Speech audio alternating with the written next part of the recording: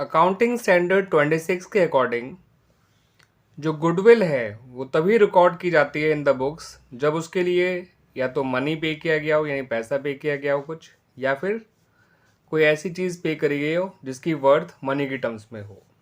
ठीक है बच्चों,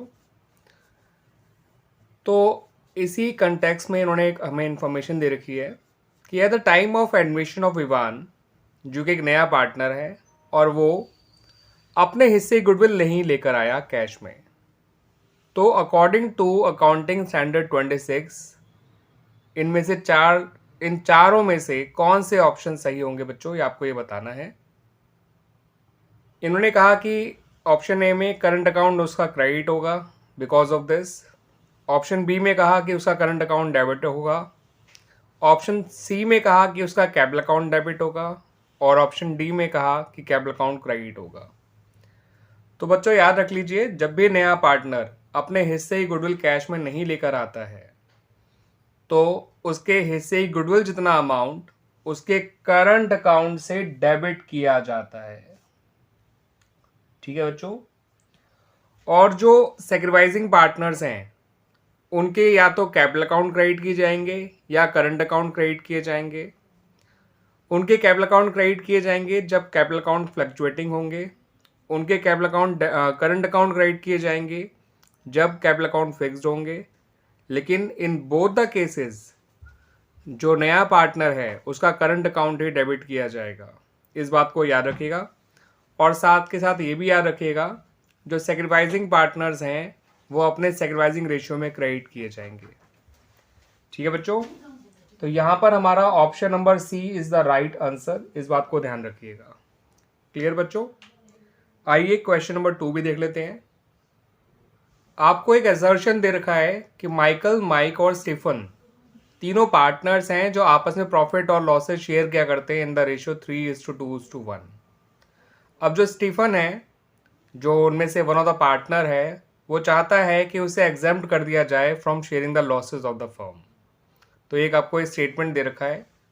ठीक है बच्चों, अब इसका रीज़न क्या है वो देख लीजिए जो क्वेश्चन में गिवन है। रीजन में लिखा है according to partnership act 1932 it may be agreed between the partners that one or more of them shall not be liable for losses। तो पार्टनरशिप एक्ट 1932 के अकॉर्डिंग जो रीजन दिया हुआ है कि हम किसी एक पार्टनर को या एक से ज़्यादा पार्टनर को हम लॉसेस शेयर करने से बचा सकते हैं। ठीक है बच्चों, एग्जाम्प्ट कर सकते हैं। तो बच्चों मैं आपको बता दूं, असर्शन तो ठीक है क्योंकि ऐसा किया जा सकता है कि किसी एक पार्टनर को एग्जाम्प्ट कर दिया जाए from sharing the losses of the firm.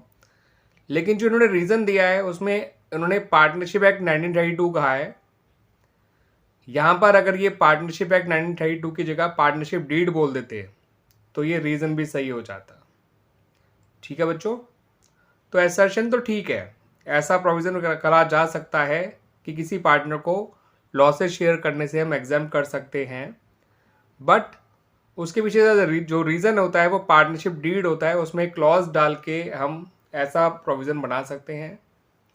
ठीक है बच्चों, लेकिन पार्टनरशिप एक्ट 1932 के अकॉर्डिंग तो सभी पार्टनर को प्रॉफिट्स या लॉसेस अगर कुछ नहीं के रखा तो वो इक्वली शेयर करने चाहिए अमंग द पार्टनर्स, अदरवाइज जो रेशियो होगा। लेकिन पार्टनरशिप एक्ट 1932 में किसी पार्टनर को एग्जाम्प्ट नहीं किया गया from the sharing the losses of the firm. ठीक है बच्चों, इस बात को ध्यान रखिएगा। तो अकॉर्डिंग टू मी यहाँ पर जो स्टेटमेंट आपका ऑप्शन सही ऑप्शन है वो है option number B, assertion is correct but the reason is incorrect. ठीक है बच्चों, तो option B is the right answer. आइए बच्चों अगला क्वेश्चन देख लेते हैं। इस अगले क्वेश्चन में कहा गया है कि according to section 50 of the companies act 2013 the amount of calls in advance can be accepted by company only when it is authorised bye.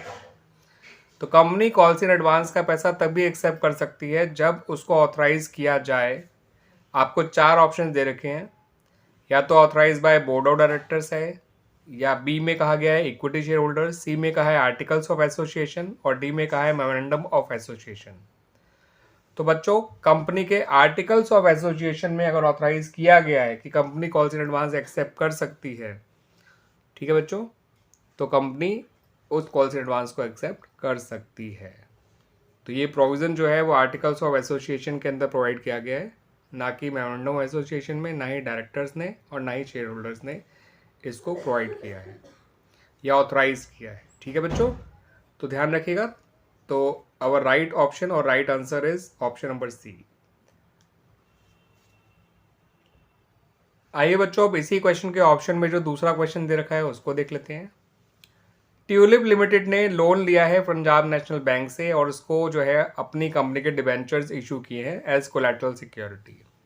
अब ये जो पंजाब नेशनल बैंक है जिसको ये डिबेंचर्स इशू किए गए हैं कंपनी के द्वारा, उनमें से उसे कौन सा इंटरेस्ट मिलेगा, आपको 4 ऑप्शन दे रखे हैं।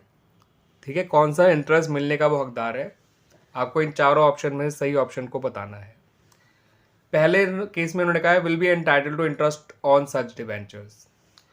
तो कोलेटरल सिक्योरिटी के तौर पे जो डिबेंचर्स इशू किए गए हैं, ऑप्शन में कहा गया है कि उसको इन पे इंटरेस्ट मिलेगा। ऑप्शन बी में कहा गया है कि उनको इन डिबेंचर्स पे कोई इंटरेस्ट नहीं मिलेगा, यानी कोलेटरल सिक्योरिटी के तौर पे जो डिबेंचर इशू किए गए हैं। ऑप्शन सी में कहा गया है कि उन्हें जो प्राइम सिक्योरिटी ऑफर करी गई होगी उस पर इंटरेस्ट मिलेगा। और ऑप्शन डी में कहा है कि उन्हें लोन के अमाउंट पे भी इंटरेस्ट नहीं मिलेगा। तो बच्चों स्टेटमेंट ए रॉन्ग है, बिकॉज कोलेटरल सिक्योरिटी पे डिबेंचर्स इशू किए जाते हैं बाय द कंपनी, उस पर कोई इंटरेस्ट नहीं दिया जाता है by the company. Option B सही है, क्योंकि जो मैंने अभी आपको ऑप्शन ए की एक्सप्लेनेशन में बताया वही ऑप्शन बी में लिखा भी है, will not be entitled to interest on such debentures. Option C में कहा है कि इन्होंने प्राइम सिक्योरिटी के तौर पे जो है हमने सिक्योरिटी मॉर्गेज करी होगी उस पर इंटरेस्ट मिलेगा, तो ये स्टेटमेंट भी गलत है बच्चों, ध्यान रखिएगा। प्राइम सिक्योरिटी पे कोई इंटरेस्ट नहीं दिया जाता है। और चौथा स्टेटमेंट का इसलिए रॉन्ग हो गया क्योंकि इनको एक्चुअल में उसी लोन पे इंटरेस्ट दिया जाता है जो लोन कंपनी ने लिया है बैंक से। ठीक है बच्चों, तो कुल मिला के हमारा जो ऑप्शन नंबर बी है that is the right answer. Company जो है उन डिवेंचर्स पे कोई इंटरेस्ट नहीं देती जो कि उसने कोलेटरल सिक्योरिटी के तौर पे इशू किए थे। तो option B is the right answer. बाकी तीनों ऑप्शंस में जो स्टेटमेंट गिवन है दे आर रॉन्ग। क्लियर बच्चों?